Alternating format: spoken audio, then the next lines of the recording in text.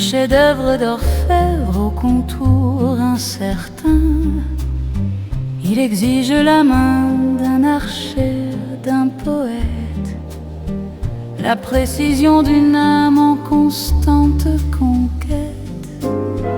Mais un mot de travers, une lèvre qui pèse, et voilà que se fissure la fragile braise.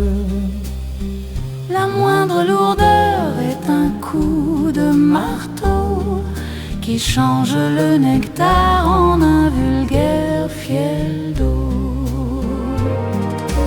Une hésitation, un regard qui s'égare, et l'éclat du moment brusquement se sépare.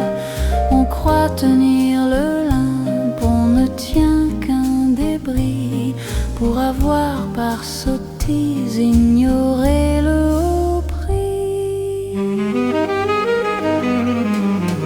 Il suffit d'un doute, d'un silence qui traîne, pour que l'or pur s'infuse d'un poison de haine. Le bonheur est un chant qui ne souffre aucun couac, une soie que l'on déchire au moindre choc opaque. On le croit solide, bâti pour les tempêtes, mais il meurt du mépris des âmes trop distraites. La sottise est un poids, une encre de plomb, qui tire vers la vase ce qui volait si haut. Prends garde à l'habitude, cette lente érosion qui polie les reliefs et tue la passion. Elle est cette poussière infime et familière qui finit par voiler la plus vive lumière. Chéris cette œuvre frêle comme on garde une flamme, car la moindre poussière en étouffe la gamme.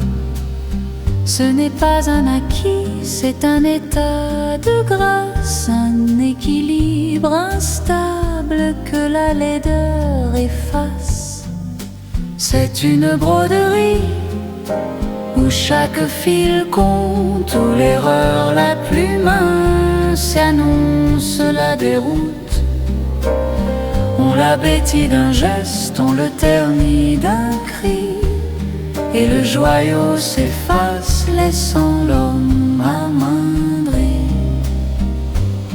C'est un cristal qui vibre au moindre battement, un accord suspendu dans le vide du temps.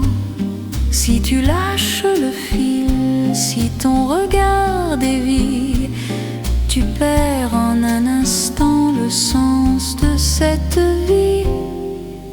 Garde-toi de la faute, de l'élan qui s'épuise, car la joie est une fleur que le moindre vent brise.